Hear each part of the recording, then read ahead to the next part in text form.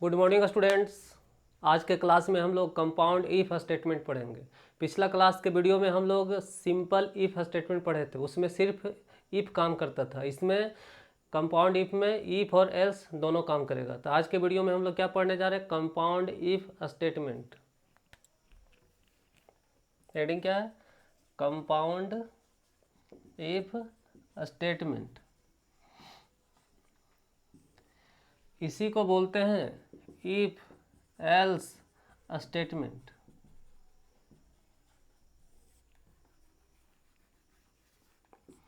It select one alternative out of two options।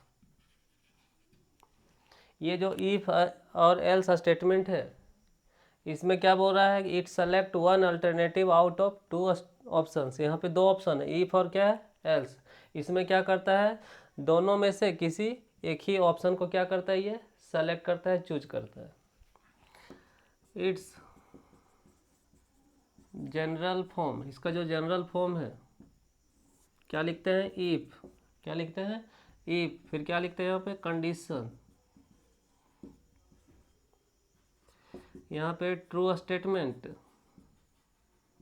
Means ये जब सही होगा तो क्या होना चाहिए उसको यहाँ लिखते हैं, अगर ये गलत होता है तो नीचे लिखते हैं एल्स। अगर ये गलत होता है तो उसके बदले में कहाँ पे लिखते हैं? यहाँ पे।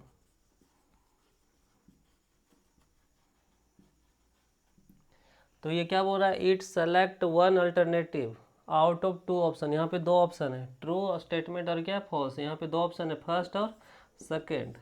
ये दोनों में से, ये दोनों ऑप्शन में से क्या, ये क्या करता है? एक ही ऑप्शन को चुनता है, चाहे ट्रू चाहे फॉल्स। अगर ये कंडीशन ट्रू रहा तो ये चुनेगा, उसमें इसको छोड़ देगा। और अगर ये कंडीशन रॉन्ग रहा तो ये चुनेगा, इसको ये छोड़ देगा। मतलब एक बार में दोनों नहीं चुन सकता, चुनेगा तो दोनों में से कोई एक ही।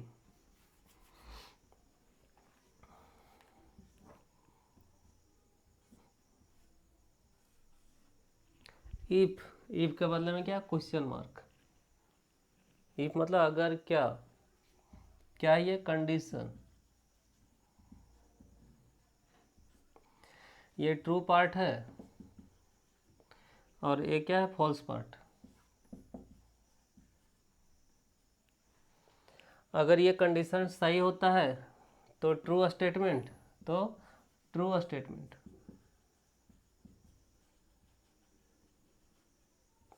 अगर ये कंडीशन सही होता है तो इधर जाएगा। क्लियर है? और अगर कंडीशन गलत हो जाता है, कंडीशन क्या होता है? गलत, तो किधर जाएगा? Else side. अगर ये कंडीशन रॉन्ग हो जाता है तो किधर जाएगा? False side. तब फॉल्स स्टेटमेंट वर्क करेगा।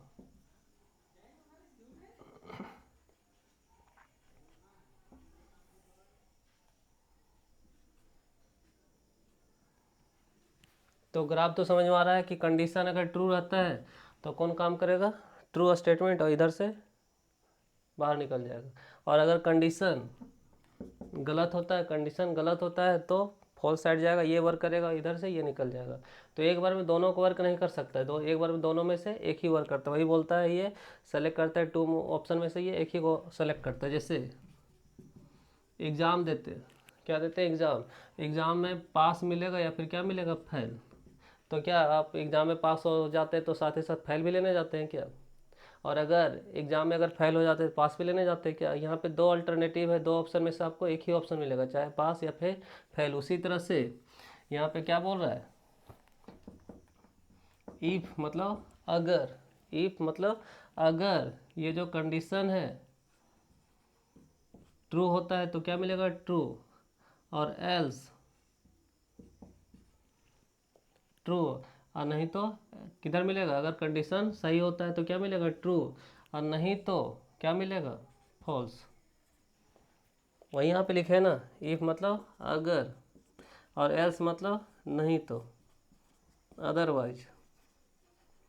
अगर कंडीशन सही होता है तो सही स्टेटमेंट वर्क करेगा, ये वर्क करेगा, और इसको छोड़ देना। अगर कंडीशन गलत होता है तो इसको छोड़ देंगे, इधर जाएगा।